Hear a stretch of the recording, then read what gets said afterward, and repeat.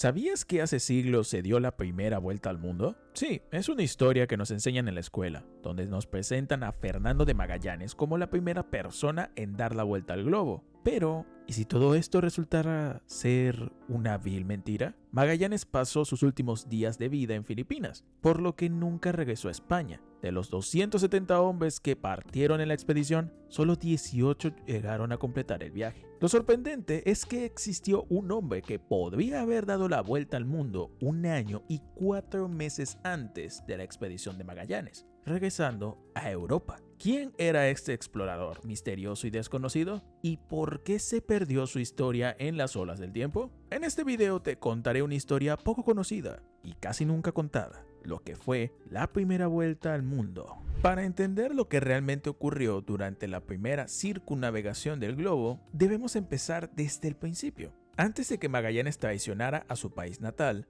Portugal, y se uniera al mayor rival de España, ya había viajado a lugares del mundo a los que la mayoría de los europeos solo podían soñar con llegar. La historia de Magallanes comienza alrededor de 1480, y una serie de eventos llevará a la primera expedición que rodeó el mundo, demostrando finalmente que la Tierra es redonda y no plana. Magallanes nació en Villarreal, en Trás-os-Montes, Portugal. A los 12 años se unió a la corte portuguesa como paje, una posición que le abriría puertas en el futuro. En 1510, Magallanes participó en la expedición portuguesa para establecer una colonia en la costa oeste de la India, en Goa. Para lograr esto, los barcos portugueses zarparon desde su tierra natal, bajaron por la costa oeste de África, rodearon el extremo sur del continente y cruzaron el Océano Índico. Un viaje peligroso, pero en el que portugueses ya se estaban volviendo expertos. Durante la expedición, Magallanes fue testigo de cómo Afonso de Albuquerque reclamaba Goa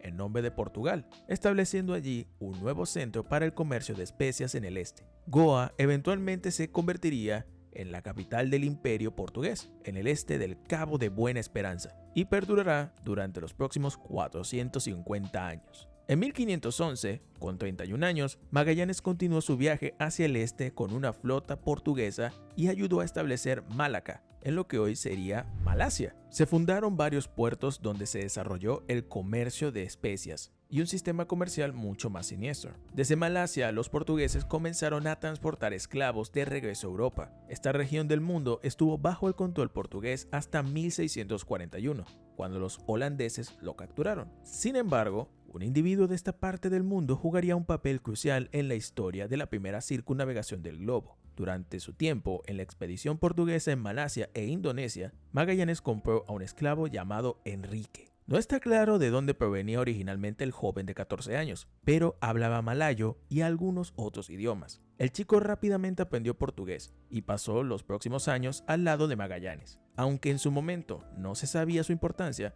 Enrique de Malaca sería una de las figuras más valiosas en la historia de la humanidad. A su regreso de las conquistas del este, Magallanes comenzó a distanciarse de la corona portuguesa. Fue acusado de comercio ilegal, y cuando propuso un plan ambicioso para navegar hacia el oeste y llegar a la India, Malasia e Indonesia, el rey Manuel I de Portugal rechazó su propuesta. Magallanes estaba convencido de que podía llegar al lejano oriente viajando hacia el oeste y decidió demostrarlo. Muchos de los más grandes exploradores, eruditos y filósofos del mundo ya habían demostrado mediante diversas evidencias que la Tierra era esférica. Por lo tanto, Magallanes creía que no solo era posible, sino que sería más rápido alcanzar las colonias portuguesas del este, viajando alrededor del extremo sur de las Américas y cruzando el océano que quedará al otro lado. Cuando Manuel I rechazó financiar la expedición, Magallanes renunció a su ciudadanía portuguesa y se trasladó a Sevilla, España, en 1517. Allí presentó su plan a Carlos I de España para llegar a las tierras productoras de especias del este, viajando alrededor de las Américas. Al principio, Carlos I fue escéptico. Sin embargo, Magallanes aprovechó el deseo que tenía España de fortalecer su imperio y obtener una parte del lucrativo comercio de las Indias Orientales. Tras varias reuniones, el rey Carlos accedió a financiar la expedición. Le otorgó a Magallanes la ciudadanía española y 5 barcos. Además, le concedió un monopolio de 10 años sobre cualquier ruta que pudiera descubrir, un porcentaje de las ganancias y un título nobiliario. Sin embargo, lamentablemente para Magallanes, no viviría lo suficiente para disfrutar de estos beneficios. Desde el principio, el viaje estuvo marcado por los conflictos. La tripulación española no dudó en expresar su descontento al tener que seguir órdenes de un comandante portugués. España y Portugal habían sido rivales amargos durante años. Carlos I no solo era rey de España, sino también emperador del Sacro Imperio Romano Germánico bajo el nombre de Carlos V. España ya había conquistado vastos territorios en América, mientras que Portugal mantenía el control de las colonias en las Indias Orientales. Debido a la agitación religiosa provocada por Martín Lutero y varias crisis políticas en Europa, solo España y Portugal habían logrado expandir sus imperios de manera significativa hasta ese momento. El 10 de agosto de 1519, los 5 barcos de la expedición de Magallanes, la Trinidad, Santiago, Victoria, Concepción y San Antonio, partieron de Sevilla y navegaron por el río Guadalquivir hasta Sanlúcar de Barrameda. La flota recibió el nombre de Armada de las Molucas y permaneció en el puerto de Sanlúcar durante poco más de 5 semanas, preparándose para el peligroso viaje que les esperaba. Como veremos, solo uno de estos barcos logrará completar el viaje previsto, y solo una fracción de la tripulación de los 270 hombres iniciales sobrevivirá. En la mañana del 20 de septiembre de 1519, la flota de Magallanes estaba lista para zarpar y comenzó la travesía para circunnavegar el mundo. La Trinidad era el barco insignia de la flota, y a bordo, Fernando de Magallanes miraba hacia el oeste, mientras su última aventura comenzaba oficialmente. También a bordo de Trinidad estaba Enrique, el esclavo que Magallanes había adquirido en Malaca. En este punto, Enrique ya no era un esclavo, sino un sirviente de Magallanes. Había demostrado ser extremadamente talentoso en interpretación y traducción. En el manifiesto de la flota, Enrique de Malaca estaba registrado como un supernumerario o intérprete y recibía 1500 maravedis al mes. Curiosamente, parece que Enrique fue considerado especialmente importante, ya que Antonio Pigafetta, el cronista de la expedición, solo recibía 1000 maravedis al mes. Además de su salario, Magallanes le prometió a Enrique que, si él muriera durante el viaje, Enrique quedaría libre de cualquier obligación y sería un hombre libre. Después de 16 días en el mar, los barcos anclaron en Tenerife, en las Islas Canarias. Allí tomaron más suministros, como vegetales para comer y para reparaciones, que resultaban más baratos en las islas que en España. Fue en este momento cuando Magallanes se enteró, por una carta secreta enviada por su suegro, Diego Barbosa, que el capitán del San Antonio, Juan de Cartagena, había estado planeando un motín con su tripulación castellana. Magallanes no pudo ocuparse de esta amenaza de inmediato, pues surgió un problema aún más urgente. El rey Manuel de Portugal había enviado 2 flotas para arrestar a Magallanes y detener su viaje antes de que siquiera comenzara. La tripulación apresuró la carga de suministros y zarpó rápidamente. El 3 de octubre de 1519, la flota de circunnavegación dejó las Islas Canarias. Los 5 barcos navegaron hacia el sur a lo largo de la costa occidental de África. Surgieron discusiones entre los capitanes sobre la mejor ruta para cruzar el Atlántico. Algunos querían viajar directamente hacia el oeste, mientras que Fernando de Magallanes argumentaba que la flota debía continuar más al sur, a lo largo de la costa africana, para evadir los barcos portugueses que los perseguían. Finalmente, Magallanes, como comandante de la expedición, tomó la decisión final, y la flota continuó hacia el sur. A medida que se acercaban al Ecuador a finales de octubre, el clima comenzó a deteriorarse. Una serie de tormentas azotó la armada y, durante varios días, los barcos tuvieron que bajar sus velas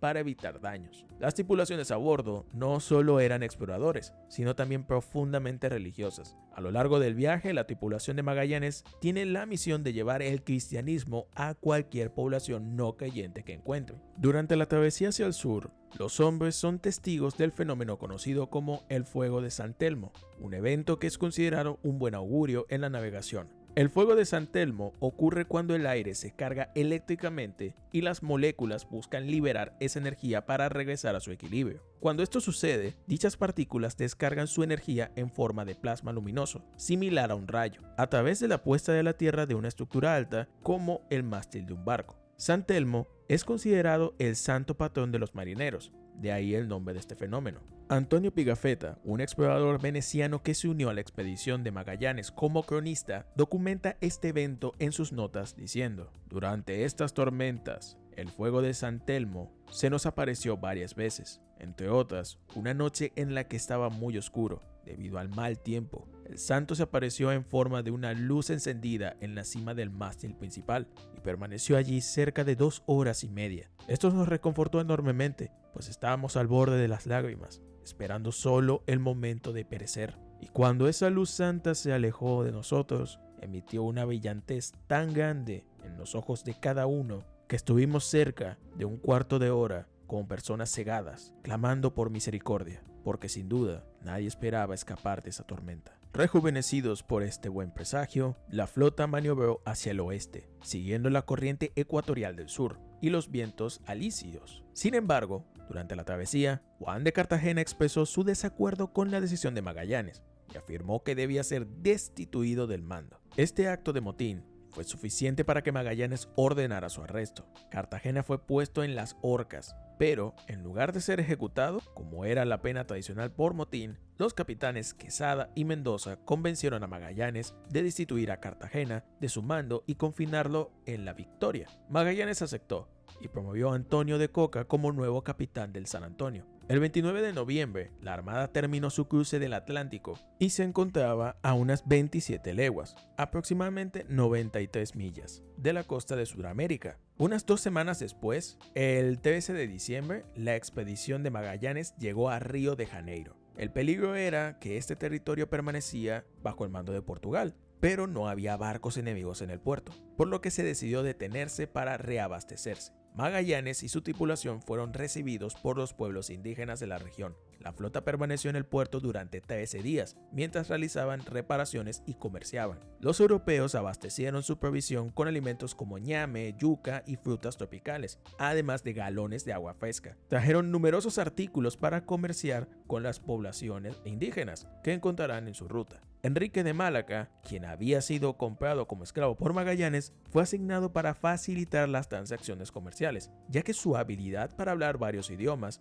podía ser útil para comunicarse con los pueblos no hablantes español o portugués. Sin embargo, Enrique no era originario de esta región del mundo, y no había ningún punto en común entre las lenguas de su tierra natal y las de los pueblos indígenas americanos. A pesar de esto, Enrique hizo su mejor esfuerzo para facilitar los acuerdos comerciales entre los europeos y los nativos mediante gestos y dibujos. Este método de comunicación sería una práctica común durante gran parte del viaje, hasta que la expedición llegara a Pacífico Occidental, donde ocurriría algo asombroso. Después de partir de Río de Janeiro, la flota continuó hacia el sur a lo largo de la costa. Para febrero de 1520, ya estaban acercándose al extremo sur del continente. Magallanes estaba convencido de que existía un estrecho que le permitiría rodear la punta de Sudamérica y alcanzar las porciones occidentales del continente. Temiendo perderse el estrecho, ordenó que los barcos navegaran lo más cerca posible de la costa y solo salieran durante el día. Esta era una medida peligrosa, ya que no había mapas confiables de la región y el riesgo de encallar era muy real.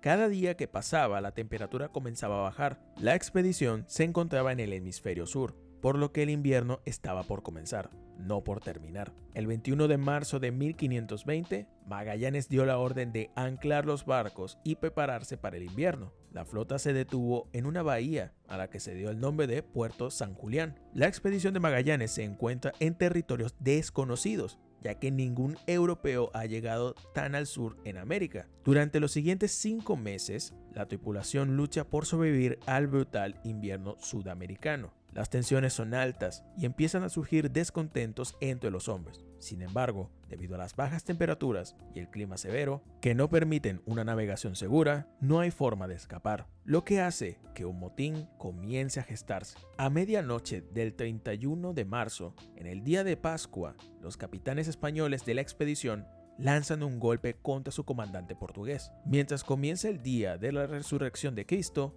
el caos se desata a bordo de los barcos. Al igual que en la controversia anterior en el Atlántico, el motín fue liderado por el ex capitán del San Antonio, Juan de Cartagena. Sin embargo, Esta vez, debido al descontento generalizado entre muchos de los españoles, Cartagena recibió el apoyo de Gaspar de Quesada, capitán del Concepción, y Luis Mendoza, capitán del Victoria. Ellos afirman que Magallanes no está capacitado para continuar liderando la expedición, ya que sus decisiones han puesto en peligro a la flota y a los hombres a bordo. Los amotinados cubren sus rostros con carbón y abordan el San Antonio. Mientras suben al barco, un marinero llamado Juan de Elorriaga intenta advertir a los demás de lo que está sucediendo. En la oscuridad de la noche, Elorriaga es atacado varias veces por Gaspar de Quesada para silenciar sus advertencias. Los amotinados tomaron el control del San Antonio y ahora controlan 3 de los 5 barcos de la flota de Magallanes. Solo el Santiago, comandado por Juan Serrano, y el barco insignia Trinidad siguen bajo el mando de Magallanes. Los amotinados disparan los cañones del San Antonio contra el barco de Magallanes, pero no causan daños significativos. Al amanecer, se produce un enfrentamiento entre las dos facciones, ya que ambos bandos deciden cuál será su próximo paso. El 2 de abril de 1520, los amotinados deciden consolidar sus fuerzas. Sin embargo, la corriente en el puerto San Julián es fuerte, y uno de los botes largos es empujado hacia la cercanía del Trinidad, donde es capturado. Los amotinados se ven obligados a revelar los planes de sus compañeros. Al enterarse de los próximos movimientos de sus adversarios, el comandante portugués decide lanzar una contraofensiva. Magallanes y varios marinos se cambian de ropa con los amotinados capturados y abordan el bote largo. Se dirigen hacia el Victoria disfrazados. Al mismo tiempo, otro grupo de marinos leales a Magallanes rodean el Victoria por el otro lado. El líder de este segundo grupo, Gonzalo de Espinosa, dice que tiene un mensaje para el capitán Luis Mendoza.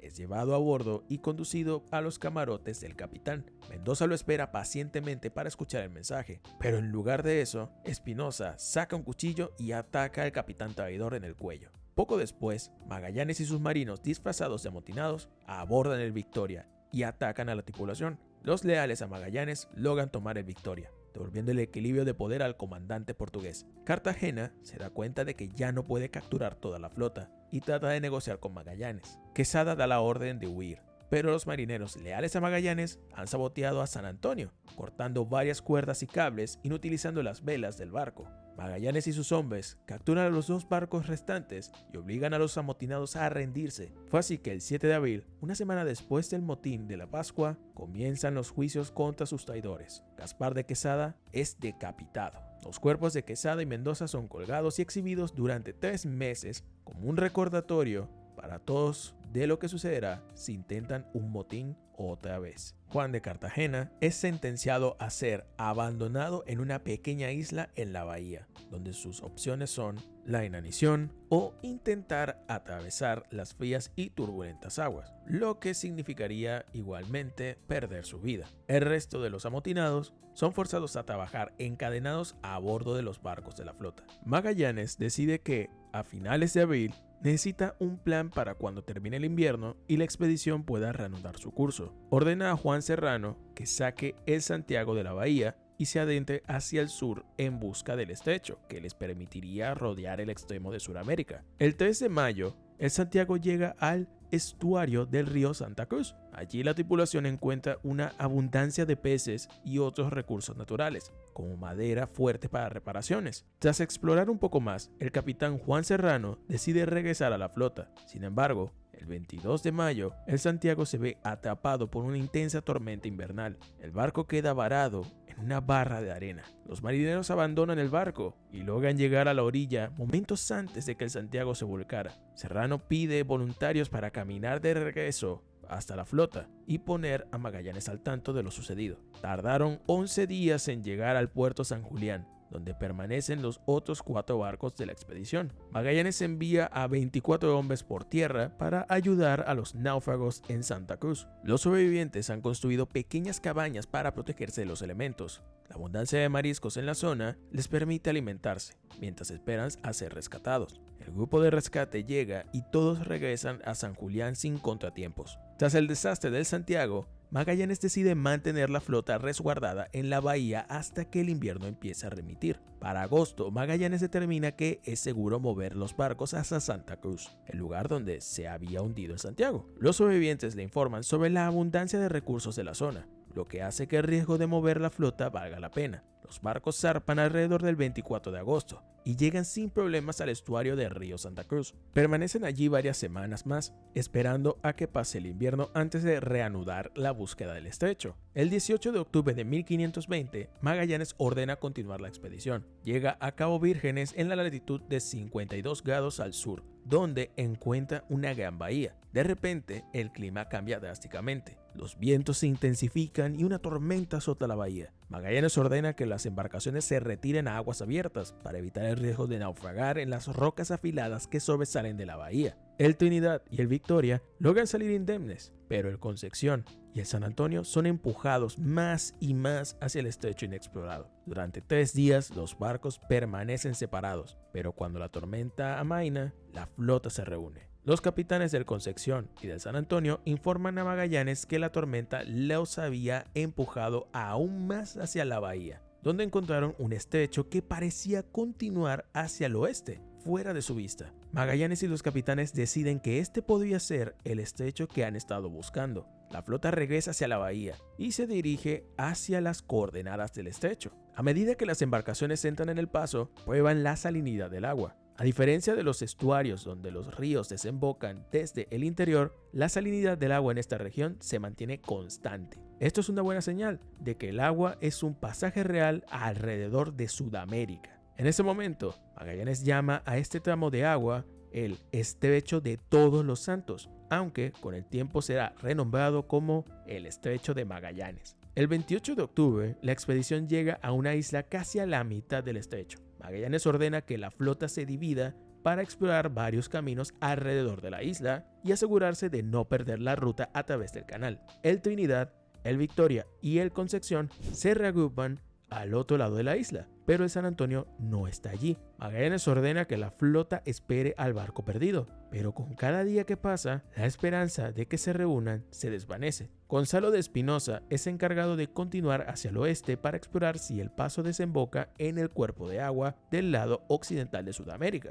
Después de 3 días de navegación, Espinosa llega a aguas abiertas, da vuelta a su barco y regresó a Magallanes, con la buena noticia que todos esperaban. Ha encontrado el estrecho que conecta el Atlántico con lo que está más allá. Ahora parece que el sueño de Magallanes, de verdad, hacia el oeste para llegar a Asia Oriental, se está haciendo realidad. Magallanes se emociona hasta las lágrimas al recibir la noticia del descubrimiento. Ordena que la flota siga adelante. En este punto se cree que el San Antonio se ha perdido o ha desertado, y se informa que fue lo segundo, ya que el barco ya se dirige de regreso a España. El 28 de noviembre de 1520, el Trinidad, el Concepción y el Victoria atraviesan el estrecho y entran en lo que Magallanes llama Mar Pacífico, por sus aguas tranquilas. La expedición continúa su viaje hacia el norte de la costa de Sudamérica, hasta llegar a lo que más tarde se conocerá como Santiago de Chile. Después de recolectar provisiones y alimentos en la costa, Magallanes ordena a la flota que se dirija hacia el noroeste, adentrándose en el océano abierto el 18 de diciembre de 1520. Con el objetivo de explorar un territorio completamente desconocido para los europeos. Pasa más de un mes antes de que los hombres a bordo del Trinidad, el Concepción y el Victoria vuelvan a avistar tierra. El 24 de enero de 1521 se divisan unas pequeñas islas. La isla principal recibe el nombre de Isla de los Tiburones, que probablemente corresponda hoy al atolón Puka Puka. La isla está deshabitada y carece de recursos útiles, por lo que la expedición sigue su curso, y el 13 de febrero cruzan el Ecuador. Unos días después descubren otra isla a la que llaman San Pablo, pero esta también está deshabitada y no ofrece nada que pueda ayudar a los marineros, que ya están muy desnutridos. Los líderes de la expedición no tenían idea de cuán vasto sería el Océano Pacífico. Magallanes había supuesto que Asia estaría relativamente cerca de las costas occidentales de América, o al menos que había islas habitadas en el camino. Ninguna de estas suposiciones se cumple. Los barcos no llevaban suficientes provisiones ni agua cuando dejaron Sudamérica, y la poca carne que tenían se echó a perder por el calor ecuatorial. Antonio Pigafetta relata los horrores de esa parte del viaje, describiendo cómo solo quedaban galletas viejas llenas de gusanos para comer. Para empeorar las cosas, las ratas a bordo habían infectado los alimentos y defecado en gran parte de las provisiones. La tripulación incluso tuvo que recurrir a comer aserrín y, cuando era posible, las ratas que lograban atrapar. Los hombres comienzan a sufrir de escorbuto y la tripulación parece más un montón de esqueletos que marineros en pleno vigor. El 6 de marzo de 1521, cuando la esperanza casi se había perdido, la flota avistó la isla de Guam. Esta isla era diferente a las anteriores, pues estaba habitada. Los marineros gritaron de alegría, pues sabían que allí encontrarían comida y agua. Enrique de Malaca, el intérprete de la expedición, es el encargado de traducir las preguntas y deseos de Magallanes a los pueblos indígenas que encuentren, pero no existe un lenguaje común entre ellos. La gente de Guam pertenece a la cultura de Chamorro, que tenía como contacto con el este de Asia. Debido a un malentendido o falta de comunicación, mientras un grupo de chamorros estaba a bordo del Trinidad, se sospecha que un bote pequeño fue robado. Esto provoca que los europeos tomen las armas. Los isleños huyen del barco, pero al día siguiente, Magallanes ordena que un grupo de asalto desembarque. Estos hombres terminan acabando con la gente del pueblo cercano y quemando todo a su paso. Los europeos saquearon lo que podían del pueblo arrasado, lo que les dio suficiente comida y agua para continuar la expedición. El 9 de marzo la flota abandonó Guam y continuó hacia el suroeste. Una semana después de dejar Guam, la expedición llega a las islas periféricas de Filipinas. Es aquí donde una serie de eventos desatará traiciones, desvivimientos y revelaciones. Cuando la flota avistó tierra el 16 de marzo de 1521, ajustaron su rumbo y se dirigieron directamente a la isla más cercana. Este será el primer contacto entre europeos y las islas Filipinas, aunque es probable que no haya sido la primera vez que los europeos se hayan encontrado con filipinos, ya que el comercio entre las islas Filipinas, Indonesia y Malasia llevaba siglos realizándose. Esto significa que algunos de los comerciantes con los que los portugueses habían tratado en Malaca podían haber sido filipinos, y los esclavos adquiridos o tomados en Malasia probablemente eran originarios de las Filipinas. Además de buscar una ruta occidental para llegar a las Islas de las Especias en Indonesia, Magallanes también tenía una misión encomendada por el rey de España de convertir a los pueblos que encontrara en el camino al cristianismo y reclamar para España cualquier territorio que aún no estuviera en manos de otra potencia. No está claro cuánta conversión se había realizado en los puntos anteriores de contacto, pero una vez que Magallanes llega a Filipinas, toma muy en serio la parte de su misión relacionada con la conversión. La flota llega a la isla de Suluam y es recibida por filipinos. Magallanes dirige sus barcos hacia la costa de la isla más grande, Homonhon, justo al oeste, donde la expedición comercia con los habitantes filipinos y permanece fondeada casi 2 semanas. Luego de descansar y asegurar suficientes suministros de comida y agua, la flota retoma su viaje el 27 de marzo. A la mañana siguiente encuentran a más filipinos en canoas cerca de la isla de Limasawa. En estas aguas, donde la expedición se cruza con 2 barcos Balangay, llevando filipinos provenientes de Mindanao. Este encuentro es crucial, ya que Enrique de Malaca, el intérprete de la expedición, es finalmente capaz de comunicarse con los lugareños. Existen diferentes interpretaciones sobre este encuentro, pero el hecho de que Enrique pueda entender y hablar el dialecto local sugiere que probablemente provenga de la región, antes de ser esclavizado y llevado a Europa. Se sabe que muchos de los filipinos, al igual que Enrique, hablan malayo, que es el idioma predominante en la región debido al comercio. Más tarde, ese mismo día, los europeos son llevados ante los líderes de Mindanao, Raja Kolampu y Raja Siap. Los europeos observan que los líderes filipinos llevan adornos de oro, y cuando les preguntan si tienen más, les informan que el oro es abundante en las islas de Butuan y Calagan al sur. Los filipinos están dispuestos a comerciar su oro por hierro, lo cual es un negocio lucrativo para los europeos que valoran mucho más el oro. El 2 de abril, Magallanes tiene una reunión con los demás capitanes para decidir los próximos pasos. Muchos desean dirigirse hacia el suroeste, hacia Malaca y las islas de Malasia e Indonesia, que ha sido su objetivo desde el principio y están muy cerca. Sin embargo, Magallanes decide adentrarse más en las Filipinas. Al día siguiente, la flota zarpa hacia Cebú, guiados por Colambú. El 7 de abril, la expedición llega a la isla y, para impresionar al gobernante local, Magallanes hace una demostración de sus armas y cañones. Durante su estancia, habla con Raja Humabón sobre el cristianismo. El 14 de abril y toda su familia son bautizados y reciben una escultura del niño Jesús conocida como el Santo Niño de Cebú, que más tarde se convertiría en una reliquia sagrada para la isla. Siguiendo el ejemplo de su líder, aproximadamente 2.200 filipinos de la zona también deciden convertirse al cristianismo. Todo esto ha sido posible gracias a la traducción de Enrique. Durante su tiempo en Mindanao y Cebú,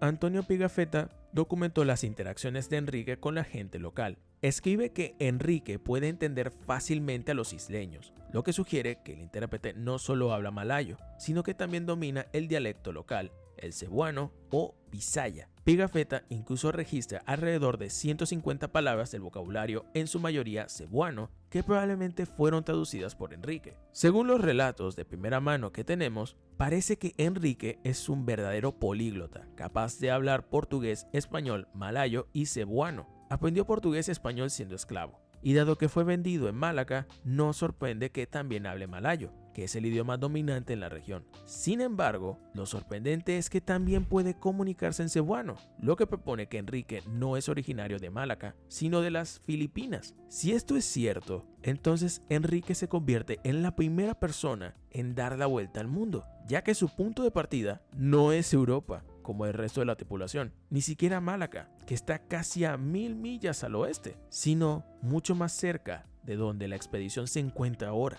Mientras Magallanes avanza por las Filipinas, va reclamando cada isla en nombre de España. Sin embargo, cuando se encuentran con los habitantes de Mactán, cerca de Cebú, quienes son rivales de los Humabón, estalla una guerra que pondrá fin prematuramente al viaje de Magallanes. El líder de los Mactanes es el hombre llamado Lapu Lapu. Cuando Magallanes exige que Lapu Lapu y su gente se conviertan al cristianismo, este se niega. Magallanes, furioso por la insolencia de los filipinos, reúne una fuerza de 60 hombres bien armados para someter a los Mactanes. El 27 de abril de 1521, la fuerza europea parte de Cebú hacia Mactán, y algunos de los cebuanos ya convertidos se unen a la expedición. Magallanes envía una última embajada a Lapu, dándole una última oportunidad para rendirse y convertirse a la única fe verdadera o enfrentar las consecuencias. Cuando Lapu Lapu se niega, Magallanes lanza su ataque. 49 hombres saltan de los botes largos y caminan a través del agua hasta las rodillas para acercarse a la orilla de la playa, mientras que los 11 restantes se quedan atrás para vigilar los botes, ya que no pueden acercarse más a la playa debido a las rocas afiladas y el coral que rodean las costas. Una vez que los europeos hacen desembarco en la isla, son recibidos por 1500 guerreros de Mactán liderados por Lapu Lapu. Aunque las armas y armaduras de los europeos son mucho más avanzadas que la de los filipinos, los isleños cuentan con la ventaja numérica. Los guerreros de Mactán se lanzan hacia los europeos, desatando gritos de guerra que rompen el silencio antes de la batalla. Magallanes y su gente disparan flechas tras flechas desde sus ballestas, mientras los mosqueteros disparan contra la marea de guerreros que se aproximan. La lucha en la playa es sangrienta. Los Mactanes reconocen a Magallanes y concentran su ataque en él, derribando su casco y dejándolo vulnerable a golpes mortales. Una lanza de bambú vuela por los aires e impacta con Magallanes, quien continúa luchando, pero la herida es tan grave que apenas puede levantar su espada. Cuando los guerreros se dan cuenta de que Magallanes está herido, intensifican aún más su ataque contra el líder europeo. Pigafetta relata que en ese momento, el capitán de la expedición cayó de cara sobre la arena, y los Mactanes se abalanzaron sobre él con lanzas de hierro y bambú y machetes hasta que acabaron con su vida. Magallanes, su espejo, su luz, su consuelo y su verdadera guía. Fue así como lo describió Pigafetta. Él había caído. Gracias a la inmensa fuerza de los Mactanes, lograron una victoria decisiva sobre los europeos, lo que culminó con la pérdida de Magallanes. Su cuerpo fue dejado atrás mientras los soldados europeos se retiraron hacia los barcos. Con su pérdida, la expedición necesitaba un nuevo líder. Se celebró una elección, y Duarte Barbosa, cuñado de Magallanes, y Juan Serrano fueron elegidos como co-comandantes. Aunque Magallanes había prometido a Enrique la libertad si éste perecía, los nuevos comandantes consideran que el intérprete es demasiado valioso para dejarlo ir. Lo obligan a seguir con la expedición y continuar con sus labores. Sin embargo, Enrique tiene otros planes, ya que puede comunicarse con los filipinos tanto en cebuano como malayo.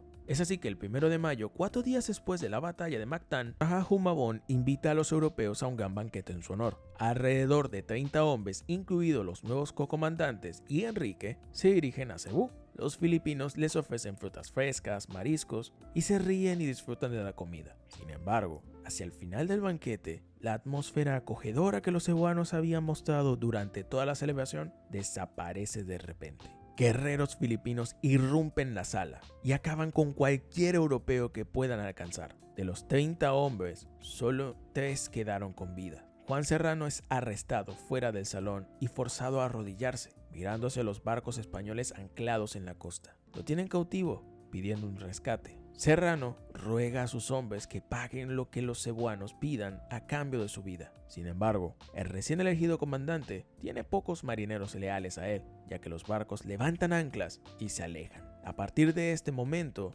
los relatos de lo que sucedió en esta parte de Filipinas terminan, puesto que Pigafetta y los demás europeos dejan la región rumbo a las Islas de las Especias. Se presume que Juan Serrano fue ejecutado cuando no se pagó el rescate y los barcos se fueron. No obstante, lo que ocurrió con Enrique es una historia diferente. Es probable que el evento ocurrido el 1 de mayo haya sido orquestado por Enrique y los líderes cebuanos. El hecho de que los europeos no supieran lo que Enrique les había dicho a los filipinos en ningún momento le permitió poner en marcha un plan para asegurar su libertad, una libertad que le fue arrebatada cuando fue comprado como esclavo y luego nuevamente cuando no fue liberado tras la pérdida de Magallanes. Enrique probablemente no era originario de Cebú, pero es muy plausible que fuera filipino o al menos de alguna parte de la región. Pigafetta escribió en sus notas que Enrique provenía originalmente de Sumatra, pero esto parece poco probable si él entendía y hablaba bisayán o cebuano, ya que las lenguas filipinas no se hablaban en Sumatra. Tal vez nació en Filipinas y luego fue vendido como esclavo en Sumatra, donde finalmente llegó a Malaca. La conexión lingüística podía sugerir que Enrique de Malaca era en realidad Enrique de Filipinas. Sin importar de dónde haya sido exactamente Enrique, en ese momento se encontraba mucho más cerca de su lugar de origen y de su hogar que cualquier europeo. Después de la partida de los españoles, tendría sentido que Enrique regresara con su gente, ya fuera a otra isla de Filipinas, a Indonesia o a Malasia. Parece que la masacre de los europeos el 1 de mayo fue orquestada por Enrique para conseguir su libertad, tal vez a cambio de todo lo que pudiera ser robado o rescatado de los europeos. Tras la partida de los 3 barcos españoles, pasará más de 1 año y 4 meses antes de que alguien de la expedición regrese a España, para completar así la circunnavegación del globo. Es probable que Enrique haya regresado a su hogar o, al menos, viajado por las rutas comerciales de la región mucho antes que los europeos llegaran de vuelta a España. Esto significa que un hombre esclavizado de las islas de Malasia, Indonesia o Filipinas fue probablemente la primera persona en dar la vuelta al mundo, más de 1 año antes que los europeos de la expedición de Magallanes. El 2 de mayo de 1521, menos de la mitad de los 227 hombres que iniciaron el viaje seguían con vida. João López Carvalho es elegido el nuevo líder de la expedición. Los tripulantes deciden que no hay suficientes hombres para operar 3 barcos, por lo que la comida y los bienes a bordo del Concepción se transfieren al Victoria y la Trinidad, y el barco es incendiado. Los 2 barcos restantes continúan su travesía por las islas del sur de Filipinas, deteniéndose en Mindanao antes de llegar a Brunei en julio de 1521. Durante el camino, los europeos se entregan a actos de piratería y saqueo para tratar de rescatar lo que queda de su fallida expedición. Si Magallanes hubiera sobrevivido hasta llegar a esta etapa del viaje, habría sido la primera persona en dar la vuelta al mundo. Pero, lamentablemente, perdió la vida a apenas 1000 millas de completar este objetivo. El 21 de septiembre, João López Carvalho se ve obligado a renunciar a su cargo como comandante debido al creciente descontento de la tripulación. Martín Méndez y Gonzalo de Espinosa se convierten en capitanes de la Trinidad, mientras que Juan Sebastián Elcano es elegido capitán del Victoria. Mientras los barcos continúan su trayecto por las aguas de Indonesia, son atacados por una flota de Brunei. El 8 de noviembre, los 2 barcos restantes de la expedición de Magallanes finalmente llegan a una de las islas de Especias que habían estado buscando, llamado Tidore. El 21 de diciembre del mismo año, la Victoria, comandada por Elcano, inicia su viaje hacia el Océano Índico para regresar a España. Sin embargo, los capitanes de la Trinidad deciden tomar una ruta diferente, una decisión fatal que hará que la Trinidad nunca regrese a España. Para el 29 de diciembre, la Victoria llega a la isla Ambon. El 25 de enero de 1522, el barco hace una última parada en Timor, antes de aventurarse hacia el oeste, cruzando el Océano Índico. La Trinidad, por su parte, se quedó en las Islas de las Especias hasta el 6 de abril de 1522, comandada por Gonzalo Gómez de Espinosa.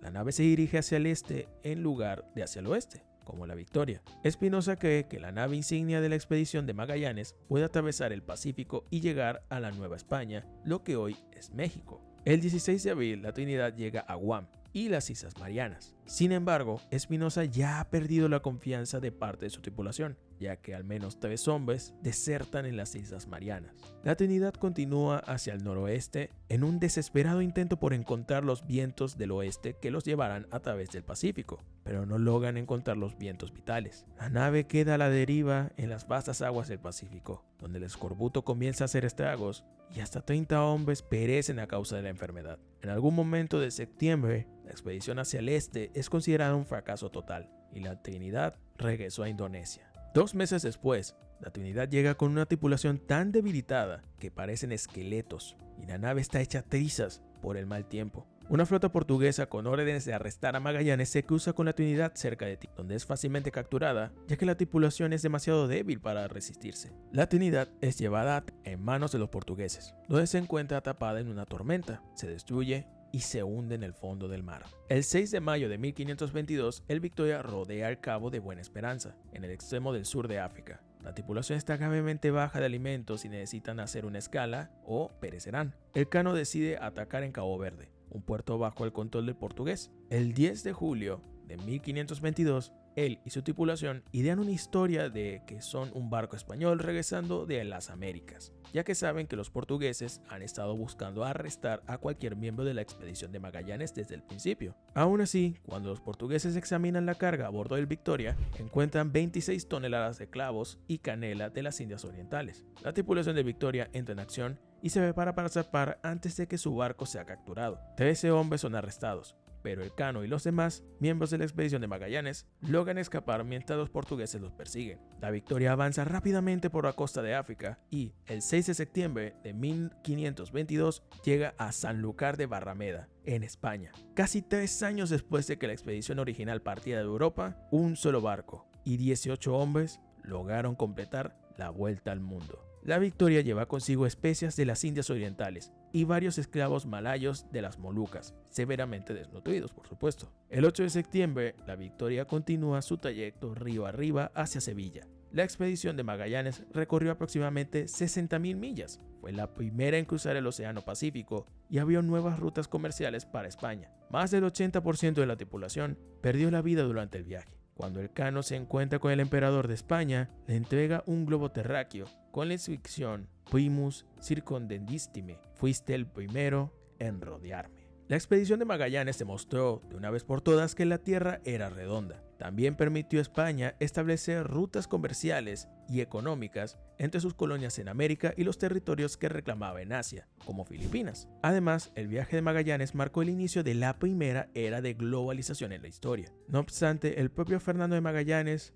no pudo completar la vuelta, ya que pereció en Filipinas, en una isla más al este de lo que había estado antes. Su antiguo esclavo y traductor en la expedición, Enrique de Malaca, por otro lado, hablaba un idioma visayán de Filipinas, por lo que probablemente era filipino, o al menos había vivido cerca de las islas Filipinas antes de ser vendido como esclavo. Así que, el primer hombre en circunnavegar el mundo definitivamente no fue Fernando de Magallanes, y probablemente tampoco uno de los 18 hombres europeos que viajaban en el Victoria cuando regresó a España. En realidad, fue un hombre nacido en algún lugar de las islas en la costa este de Asia. De esta manera, concluimos con este video. No olvides suscribirte para que no te pierdas de los nuevos videos.